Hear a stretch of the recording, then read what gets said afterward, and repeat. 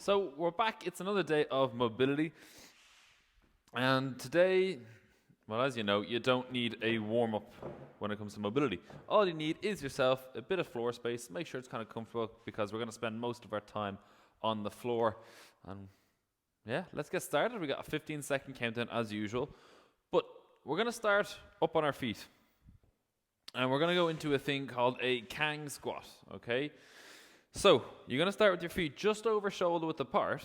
You're going to take your hands, you're going to try and put your hands underneath your toes.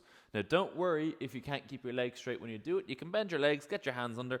Those hands aren't going to leave underneath your feet for the next minute, okay? So, from here, we're going to drop down. We're going to sit as if we're sitting on a chair behind us. Drop the hips all the way down, as low as you can get, to a point where if we get to here, perfect. If you only get to here, don't worry. We'll work on that. So I want you to notice how you feel when we do this in this round. We'll go through the second time and we'll see if there's any bit of a difference. So from here, drive out with the elbows, pushing out in the knees. You're going to bring your shoulder blades together. Then push your hips in the air. Try lock out your legs where you're pushing your knee to the back wall behind you. And then you're going to drop down again. So you're going up and down. Just take your time. We got about 18 seconds left. Then we're going to look at our hamstrings.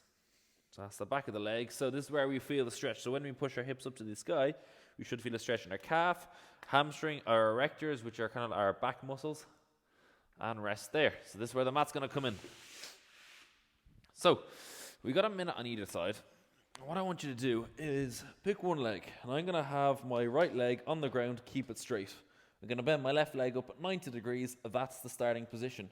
Now with our hands, we're going to interlock our fingers and see the heel of our hands where they clap together? That is the clamp, okay? So the clamp. And the clamp is going to reach around our hamstring.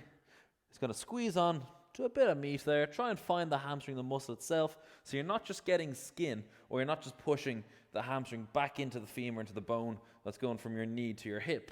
You're trying to squeeze in, squash it in between each heel of the hand, extend that leg, release the hand, reset the leg, and we're going this slow. I don't want you going fast on this one. Really pinch the hamstring, release, reset, the two oars. But this leg has got to stay down. If we have it here, well, it's taken some of the stress off this hamstring and we can definitely lock out this leg. So just take your time. We got another 10 seconds. Trying to lock it out. Bring it back down. And you might even feel the hamstring start moving in the hand. It's a weird sensation. And drop it there. So we're going to swap it over. So if you tend to be a runner, or like as in someone who runs a lot, you're probably going to feel this a good bit. So same again, get the clamp, bottom leg on the ground, squash it, extend, release the hand, reset the leg. It's got to start from here. So just to kind of give you an explanation of what we're doing and what it's doing to the body is when we have this shortened here, you guys are going to keep on going, but when you have it at 90 degrees, the hamstring's at its shortest position. Well, technically the shortest is here, but we're going to start from here. 90 degrees, it's shorter, okay?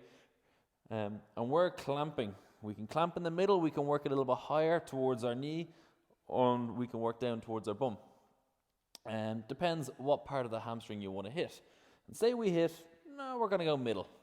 And we have it at 90 degrees. I'm clamping that, so anything from the clamp, and when we extend that leg, from our hand up to the back of the knee, that's going to stretch even more. So it's forcing it to stretch when we have it clamped. And then we're just breaking it up. So the whole thing isn't stretching as one. We can dictate what stretches and where. So you're going to come up out of that one. You're going to turn to the side. Well, I'm going to turn to the side so you guys can see. Hands behind. We're going to start into our legs 90-90, which is this one right here. So trying to keep the chest pointing forward. You can keep the hands behind. This is going to be the back leg. Okay, so what I want you to do is just pick up that back knee and bring it back down. Now notice how nothing else in my body is moving when we do this. It's just the right leg. I'm picking it up, letting it roll on the heel a little bit. But that knee is the driving point. I'm trying to get this knee back here. I'm trying to hit the lamp with my knee. Now, a common mistake with this one is this leg is going to start budging. And it's going to start moving. So when I pick it up, and the more this leg moves towards this side, the more I'm going to be able to open up. That's cheating. Uh, so keep this leg down. You can even push down on it and just drive up that knee from there. And just really focus, control the way down. You'll feel it on the outer side of the hip. So sometimes we can get knee pain through the inside here, the medial side of the knee. If that does happen, you can either start bringing that foot back a little bit, and you can rest there. So we're just decreasing the angle at the knee. So you might find that it may make it worse, may make it better. Try it, see how you go. Now we're going to flip it over, make sure both sides are perfectly 90 degrees. Knee down from the hip, knee across from the hip, pick it up and bring it down. Now you will notice that either hip may be slightly different, and that's fine. We all have our differences. Every part of our body is going to be a little bit different to the same on the other side of the body. So my two hips are not going to be the same. My actual left hip struggles in internal rotation compared to my right. So now both will have equally as good external rotation, but we're trying to bring it to a level where we can get them both at the same level. Now, one may be here, but if we keep doing the work and keep working on it, we're going to try and bring that other side, the bad side, let's say, up to equal the other one. But it just means we got to be strict with that. And if we're not strict with these exercises when we do them, we're not going to close that gap, or we're not going to increase the level that we're on with each leg. So we're going to stand up on our feet in 3, 2, and 1. So now we're going to make a move up to the upper spine, the T-spine, thoracic spine. And what I want you to do is take your two hands, you're going to push them against your left knee, both of them against the left knee. The left hand against the left knee does not move at all. Your right hand is going to be here. We're going to open up as much as we can. The left hand pushing against the left knee. Follow your hand around with your eyes even, should I say. And then you're back down, two hands together. Open up almost as if you're going for a golf swing. Now, some of you golfers are probably going to say, that's not how you do a golf swing. You get the point. It's something similar. But we're looking to get as much range of motion as we can. And we're going to swap sides now. So put your right hand in against the right knee. We're going to open up towards the left. And if you do have shoulder pain, you can put your hand behind your head. And you're going to open up from there. Now, you're not going to be able to rotate as much because we don't have the lever pulling us. But we're going to save our shoulder. And the reason we have this hand against the knee is to stop our hips rotating. And if our hips rotate, well, look how far I can get now.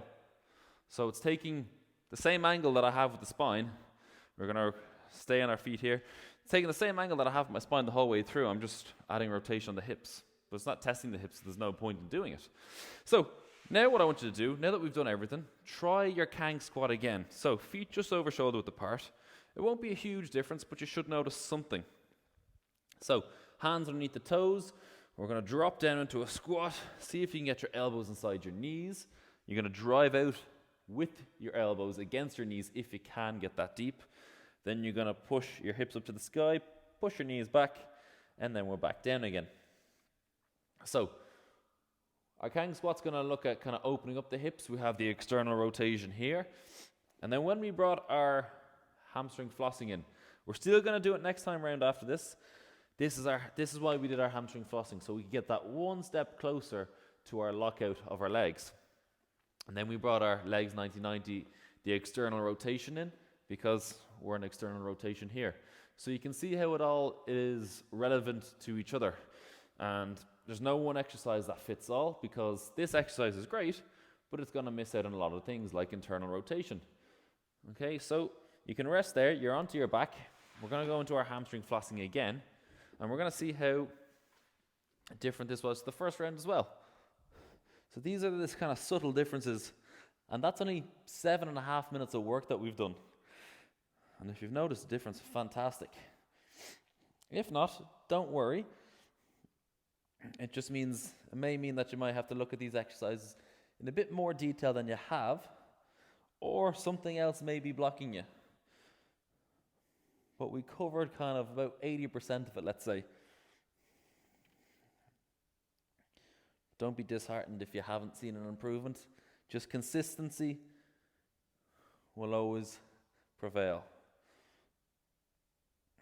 So take your time. But even though I'm not taking my hand off the hamstring, I'm just releasing the pressure. So just in case any of you guys are kind of waiting to say it, I'm just slowly releasing my hand so it's nice and relaxed here, and now I'm squeezing. You'll see my biceps now, they're quite small, but you see these quite, if you can, you can see them tense. And that's when I'm squeezing, putting the pressure through the heel of the hand and then back down. So we can swap that one over. We got 10 seconds. We don't really need 10 seconds to kind of swap it over, but we'll use it anyway. It's nice to kind of have that little bit of a break. So legs at 90 degrees. Squash the hamstring. And remember, you're not pushing that hamstring back in towards the femur, into the bone, because we're not really doing much through that. So if we really squeeze it by getting it from both sides, then we're going to limit the movement. So don't be afraid to move your hand around. You're going to have 3 muscles in the hamstring and the back of the legs.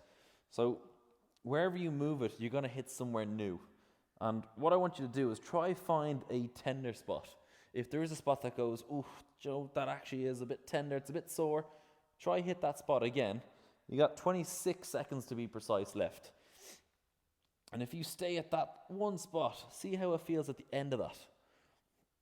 And everything that we do, say when it comes to foam rolling, if you're familiar with that, we're looking for these tender spots. Now, granted, some parts of the bodies we're going to just avoid altogether, like the lower back. We won't go into the whole reason why. 2 and 1. Right, into your legs 90-90 here, because that just opens a whole new can of worms. But if it is somewhere that's got plenty of muscle on it, so let's bring up that knee and bring it back to that lamp, well then you can go foam roll it. And if there's tender spot, great. That's probably a part of the cause of if you have an injury. So all these things will kind of overlap, and the more we do it, the different angles we bring our hips through. We're on hip heavy at the start here. The more we kind of bring in hip movements, the more it's going to actually overlap, and by the end of it, we've probably hit the whole surface area of the top of that hip joint. Now, if we only did 2 of that, we mightn't have covered all that. And the way I like to think of it, just to kind of dumb it down a little bit, is if you imagine the top of your femur as a bowling ball. So just the top of your upper leg bone is a bowling ball, and that inserts into your pelvis. And you think of the pelvis as a polishing cloth. And we have the bowling ball, which is the top of the femur, and mid-story, how rudely the timer's interrupting me, we're going to have to swap sides. And sure, you can start now. It's only an extra 3 seconds. So get that knee to the back wall behind us. Just consistently working a little bit further each time, keeping the abs tight, keep the tension in the body. So as if someone's going to punch you here. And we have in here, top of the bowling ball, your pelvis is the cloth, and every time that we bring it through a certain range of motion, it's going to polish that ball. Okay, so say when I bring it through external rotation, look at it as a pie chart, it's going to take one slice, or it's going to take one area of the circle. And now if I bring it through internal rotation, we haven't covered that movement yet, so that's going to shade in another area. And then by the time we get through all these exercises, hopefully we'll have a full pie, let's say, and that is a successful session. Now, not every time we're going to hit it, but we're going to try and cover as much ground as we can, because you can be here for quite a while if you wanted to hit every part fully. So really make sure you're trying to push this without making this other leg move. And we're going to hop up on our feet now. So, remember, the hips cannot rotate. Otherwise, if you watch the same angle from here, I'm actually going to rotate. Now it's going to be the same angle from here, and I'm just doing that. So we're not increasing anything, or we're not getting any benefit from doing that. So be stricter. 2 hands, push against with the left knee, with the left hand, and then you're going to open up. And you might even notice this time round, because repetition, you're going to get better at it. You're going to try and get more range of motion. And your body has realized, oh, we've done this one a second ago, or 7 minutes ago. It's used to it. It's know what it's going to do. And you don't have to warm it up as much as you did in the previous one. So swap that one over. So if you are actually a golfer, this one's going to help you massively because you're looking for that upper back rotation. And sometimes, if we don't have that rotation in the upper spine, when you do go for your golf swing, you get to here and then you lift up and then your whole swing is out of path when you come back down. So that's how important that is. So last rep here, finish it off on a high, and there you go. So you should be feeling pretty good through the hips. Today we just covered a little part of it, and then the next time we'll cover a bit more, and we're going to constantly build, and build. And then you guys will have the skills to do it all yourself. So good work, guys, and we'll see you on the next one.